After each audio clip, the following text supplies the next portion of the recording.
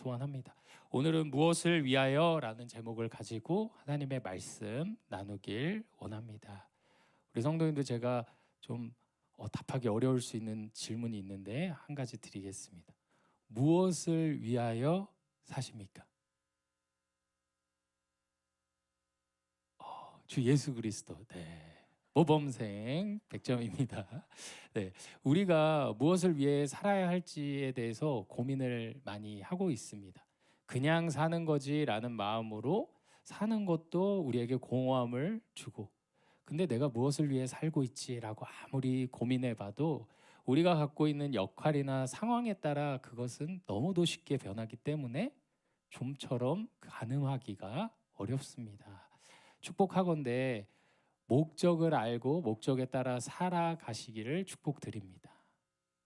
만약에 우리가 어떤 물건을 샀는데 그 물건이 해당하는 목적대로 일을 해주지 않고 다른 일을 아무리 열심히 한들 TV가 TV 화면은 안 보여주고 이상하게 뒤척뒤척 거리면서 나름 열심히 일한들 우리의 만족을 주지 못하는 것처럼 우리는 분명히 목적이 있게 지음을 받았습니다.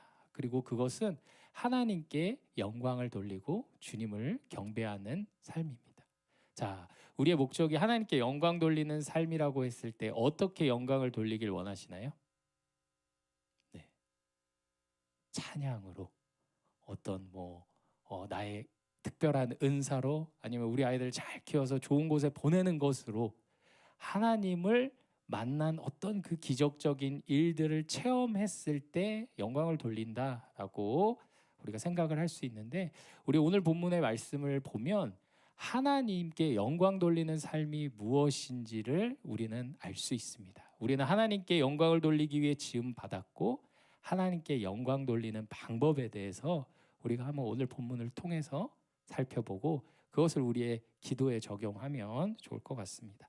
오늘 본문은 이제 제사장들이 입는, 대제사장이 입는 그 복식에 대한 이야기를 하고 있습니다. 오늘 본문 6절 함께 읽겠습니다. 시작. 그들이 금실과 청색, 자색, 홍색 실과 가늘게 꼰 배실로 정교하게 짜서 에봇을 짓되. 네. 우리는 19장 이후부터 해서 성막에 들어가는 기구들에 대해서 하나씩 배웠고 그 휘장에 대해서도 배웠고 여러 가지 기구들이 가지고 있는 의미를 예수 그리스도 안에서 살펴봤습니다.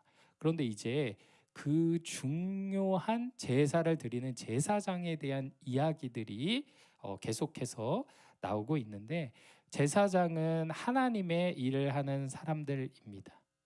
믿으시죠? 네, 제사장은 하나님의 일을 하는 사람들입니다. 그런데 그들은 특별하게 구별이 되어 있고, 오늘 본문을 쭉 보자면 대제사장들은 특별한 옷을 입고 있었습니다.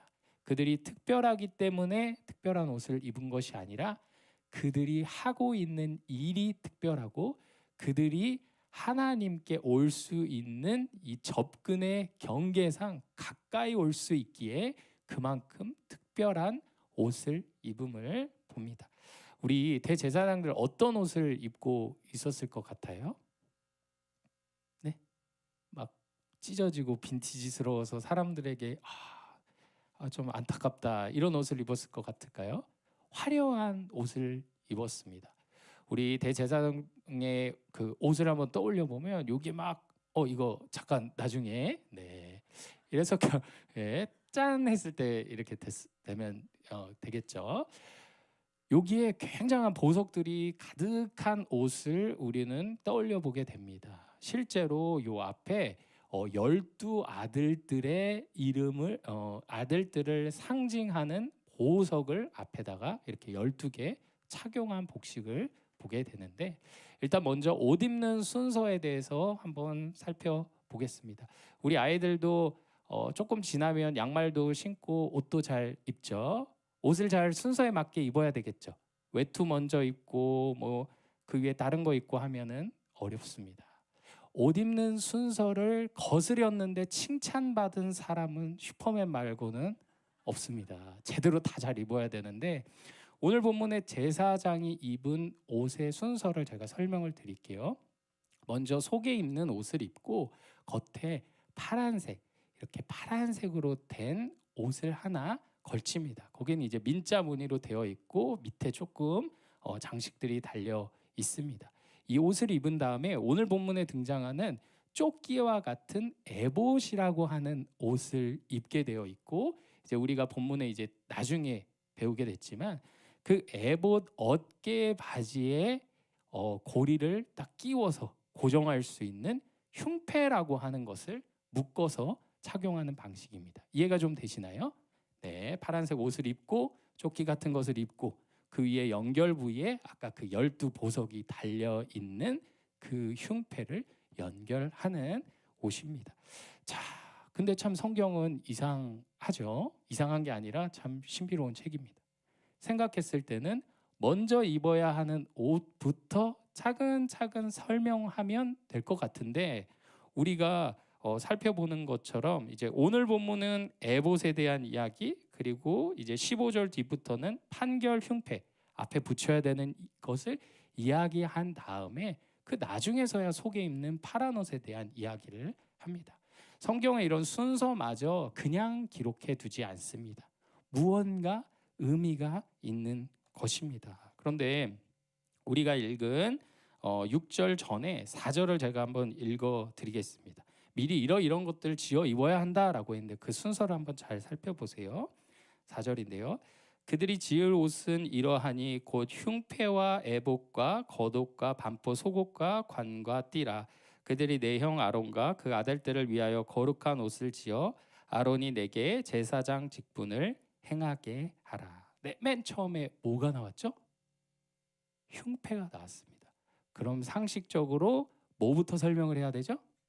흉패를 먼저 설명을 합니다. 그런데 의도적으로 에봇을 먼저 설명한 이유가 있습니다. 이것은 바로 에봇이라고 하는 옷은 흉패를 위하여 존재하는 옷이다라는 것을 성경은 드러내고 있습니다.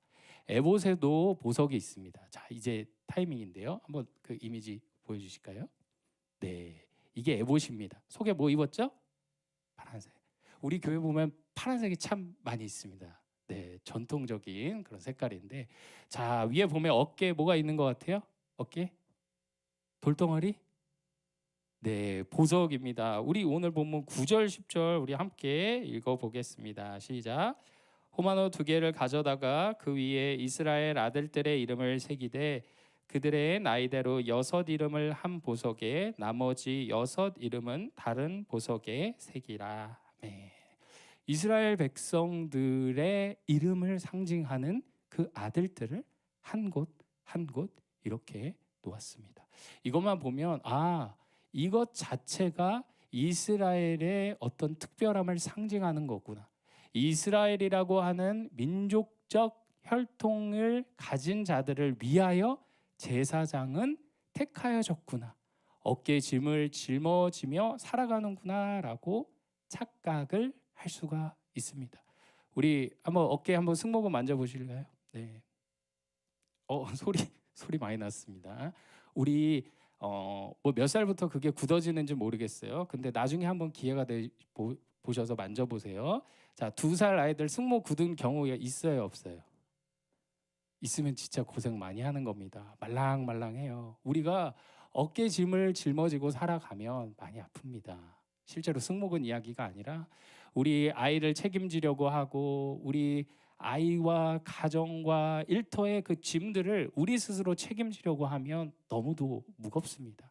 그런데 먼저 이해할 것은 이 제사장이 짊어져야 하는 이 어깨의 짐은 그 민족 공동체가 아니라는 사실을 먼저 기억해야 합니다. 만약에 담임 목사님께서 우리 성도님들의 이 땅에서의 삶의 영위를 어떻게 할까, 이 땅에서 어떻게 살아갈까에 대한 모든 부분을 책임지고 계시다면 승모가 이만할 것 같아요.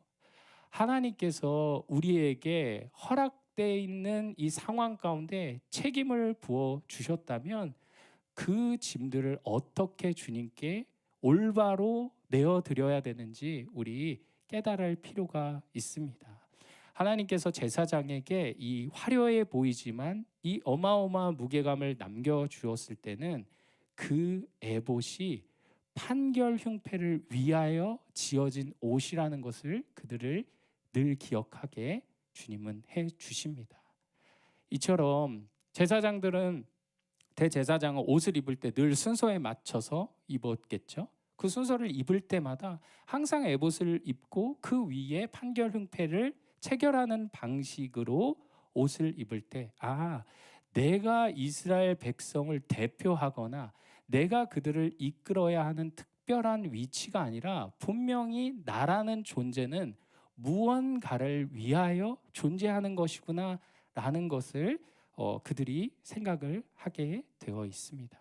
우리 모든 성도님들 왕 같은 제사장이심을 믿으시나요? 네. 우리의 삶에 무게감이 있을 때 우리가 스스로 해결하려고 하거나 우리의 삶의 목적을 잘못 이해하면 너무도 버거운 인생을 살 수 있습니다.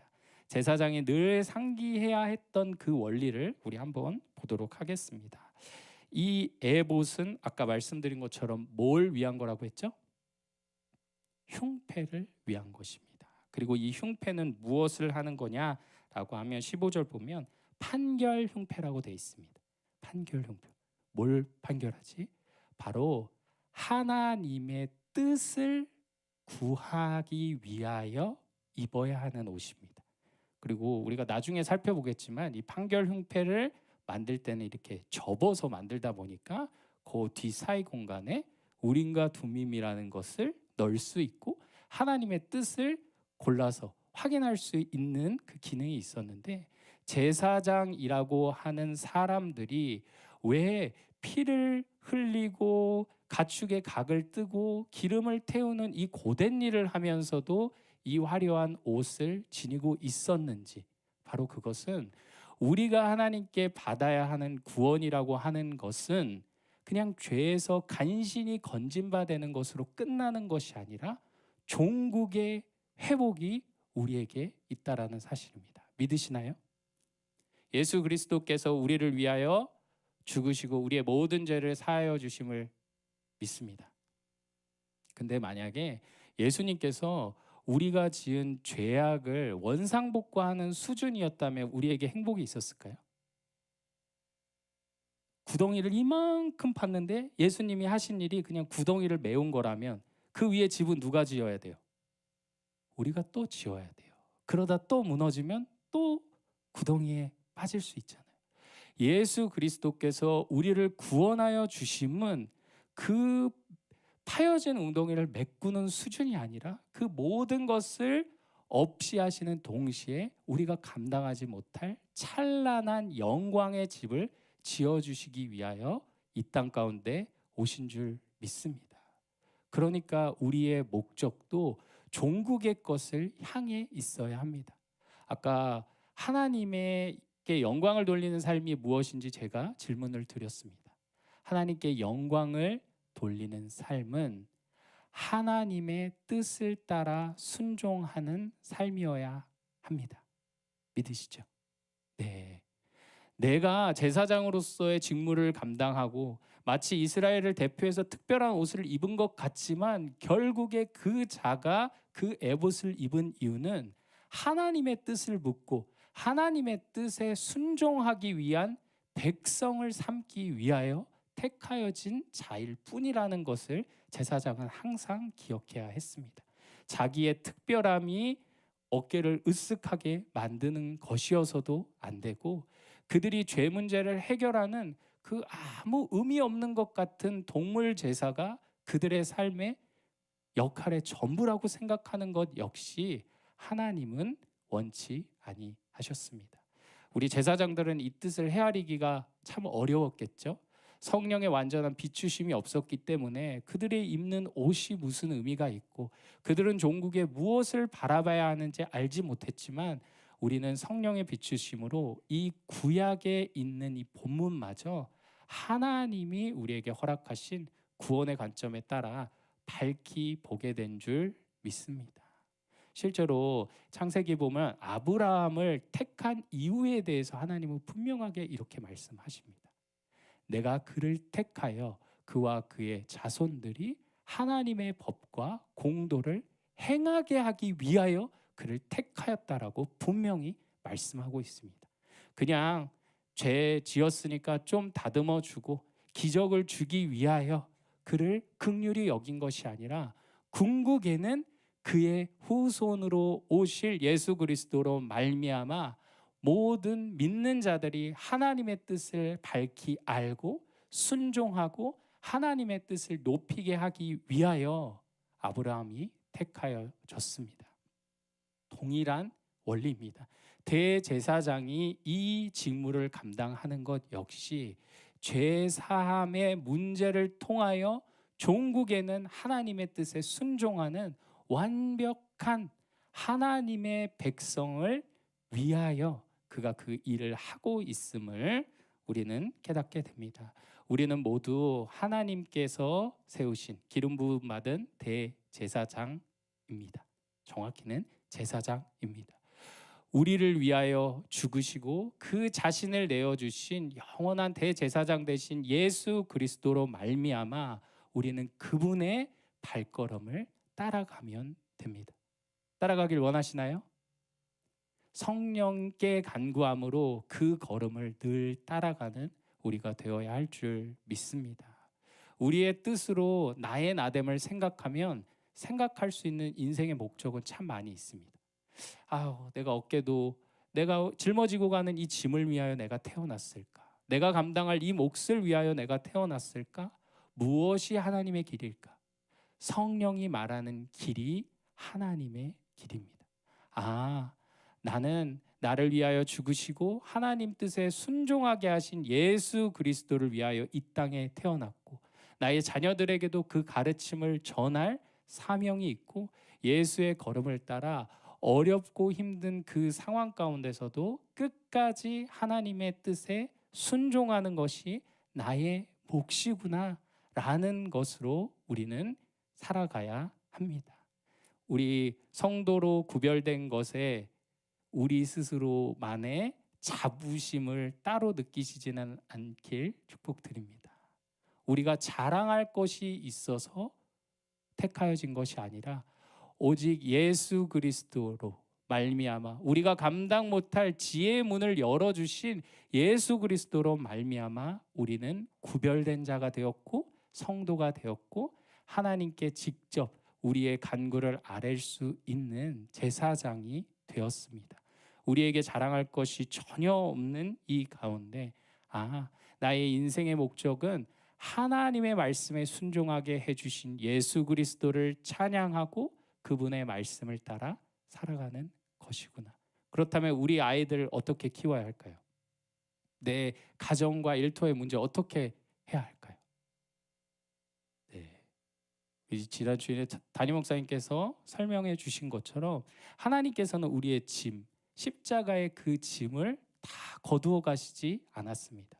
그리고 예수님께서 이렇게 말씀하시잖아요. 수고하고 무거운 짐진 자들아 다 내게로 오라. 내가 짐을 다 치워주리라. 맞죠? 아니에요.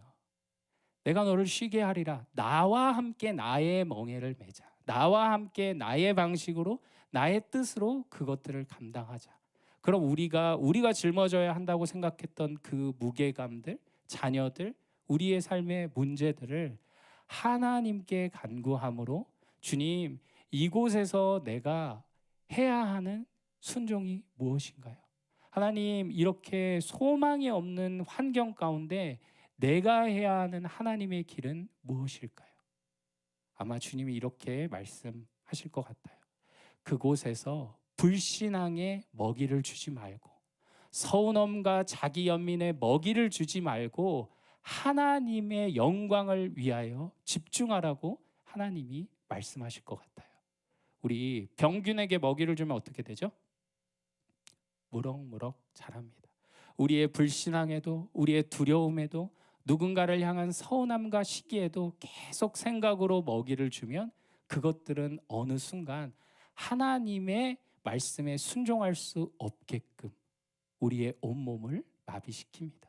우리가 주님께 기도할 것은, 하나님, 내가 지금 당장은 이곳에 먹이를 주고 싶지만 하나님의 뜻에 따라 순종하는 삶을 살길 원합니다. 내 삶의 환경을 보면 주님이 일하고 계심과 주의 신실하심을 발견할 수 없지만 그럼에도 믿음의 길을 가기를 원합니다. 저에게 힘을 주세요. 우리 혼자 짐지고 있는 거예요? 아니면 짐이 없는 거예요? 짐이 있지만 예수 그리스도와 함께 순종의 걸음을 갈 수 있게 하나님은 인도하여 주십니다.